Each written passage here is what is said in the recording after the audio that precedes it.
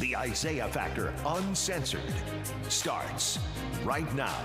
And welcome to The Factor Uncensored, and thank you for joining us. According to a new study, some men in relationships are keeping their partners in the dark about the truth regarding their bank accounts. Our next guest has more details for you. And joining us on The Factor Uncensored tonight, we have with us Dr. Jasmine Boone. Dr. Boone, this study is pretty interesting, and I would say right on point, that more men out there hide financial secrets from their wives, from their spouses, from whomever they may be dating. So why is it that men want to keep it close to the chest and not share what's going on, a complete financial picture, because you're in that relationship in many instances for life, and your wife doesn't know what's going on in your bank account, or even if you have that secret bank account. Uh-huh.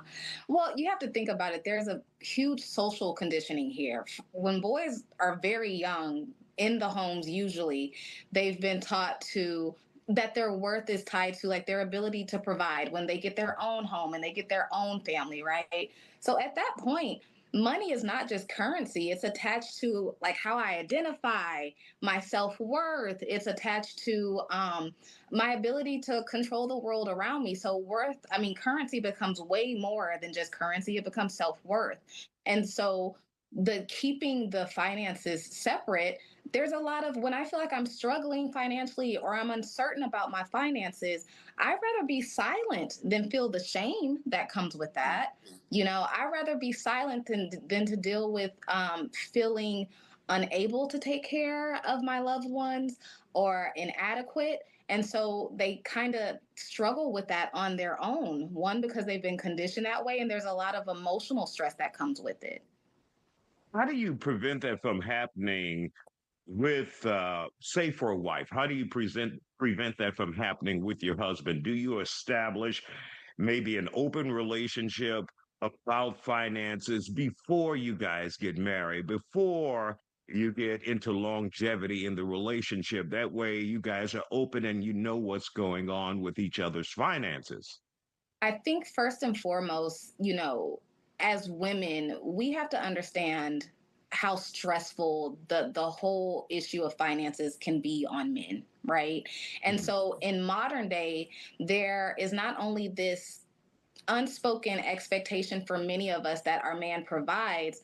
But now, in addition to providing, we want them to have the emotional language and the emotional understanding on top of that. And we're not giving them space to learn this, to learn all of it together. So we have to give them space to not feel shame if they need help financially, or to say, I am so stressed about this and I feel like I'm letting you down, to give them space to feel those things, and have those healthy conversations to kind of dismantle the conditioning that these men had when they were young boys around currency and finances.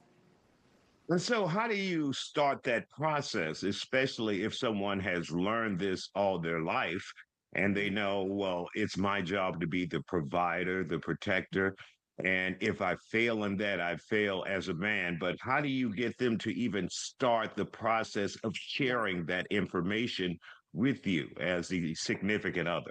Yeah, I think it's like you said. I think it's important to have these conversations first and foremost before we even talk about marriage together, because it's going to take time for these men to trust us and trust that we have their back and they can have these hard conversations with us and there's no shame attached to it. But yeah, I think in the beginning, we start very small. We have those small conversations about like, ideally, what would you want our life to look like in the future financially? And, what role would I play in it? And what role would you play in it? And so having them see like, this is not all on your shoulders anymore. Like, I'm here to help. I'm capable. I'm willing to help. I love you. But having those very small conversations so they can grow more and more comfortable and feel it's safe to speak to their mate about these things.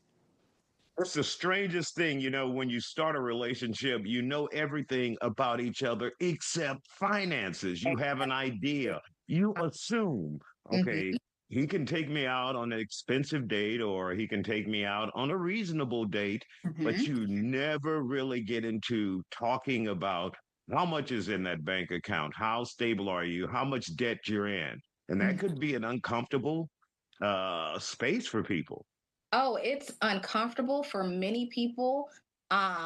We've all been conditioned and taught in one way or another to behave a certain way around the conversation of money. And it can be a very taboo conversation, but it's so essential. I think the two conversations that are never discussed are sex and finances.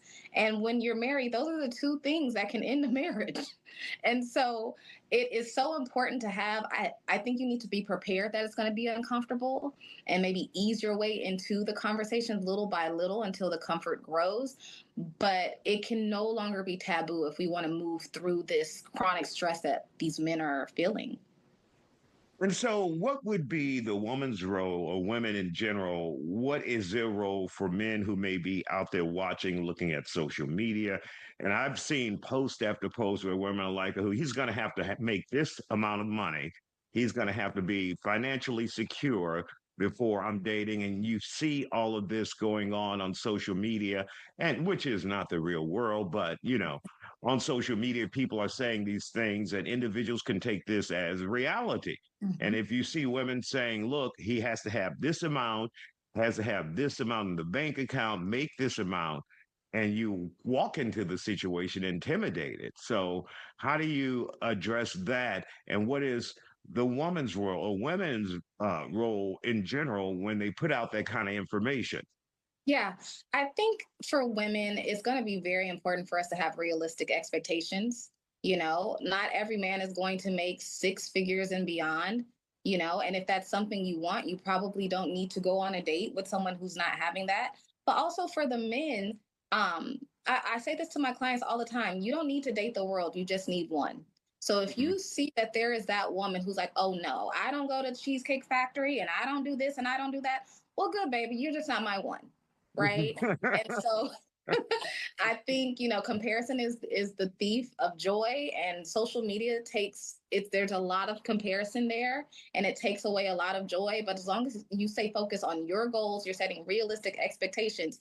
You just need that one who is aligned with your financial goals, and you are aligned with hers, and you all can build your empire, however big or small, together. Don't go anywhere. We'll continue this conversation after the break. All right, time to get back to it. We're continuing our discussion on financial dynamics in a relationship, specifically on how some men hold the specifics of their situation close to their chest. They just won't tell their partners. Let's get back to it. The fellows out there who may be going through tough time, feeling like the world is closing in on them because of financial problems. They're afraid to talk to their significant other about it. Who should they talk to? What would be your advice to take that first step to uh, take a load off? Put the Yeah. sack of bricks down that you're carrying because you think if you tell someone that you're having a tough financial time, that you will be ruined as a man. So, how would you tell them to take that first step if they feel like they need to talk to someone about Yeah. the financial difficulties that they face? Yeah. I think first it's taking a look within themselves, because this can lead to a lot of chronic stress, burnout, social isolation. It's really stressful for a lot of men. And And so, and really quick, Dr. Boone, there was a time where we saw a lot, or heard a lot, and read a lot about men taking their lives oh, yeah. because they could not provide financially, or they felt like they could Yeah. not provide, or they had this financial problem that they didn't know how to deal with. But continue on. Yeah, and if that's my belief is that my ability to provide is my sole purpose, there are a lot of people who take their life because I'm not living in purpose, right?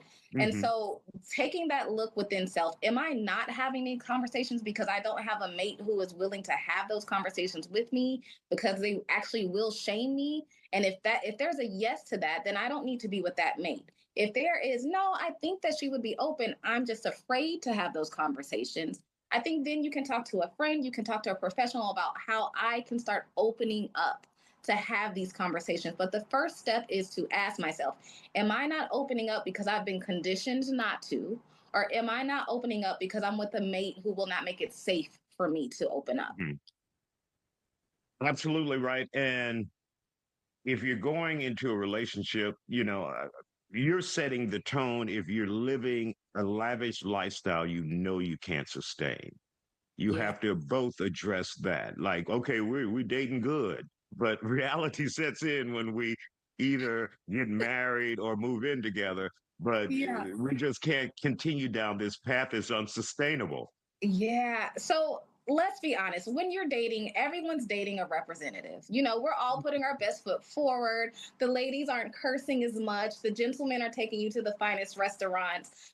But if your representative is like a completely different person, now you're just a fraud, right? And so you need to, of course, be realistic, as realistic as possible. It's okay to put your best foot forward and really court a woman and show them, what is within your means, the best of what is within your means, right? So that Mhm. they know what to expect, so that they aren't expecting any more. But the reason a lot of men put forward more of a facade is because they fear that that is not enough and the woman won't want me. But that is when, again, you date within your range. If that woman doesn't want you for what is within your means, you just need one and she's not it. Absolutely. Dr. Jasmine Boone, always good to talk to you here on The Factor Uncensored. If some guys out there want to continue this conversation as a counselor, how can they reach you? Absolutely. You can contact me through justyouTherapy.com.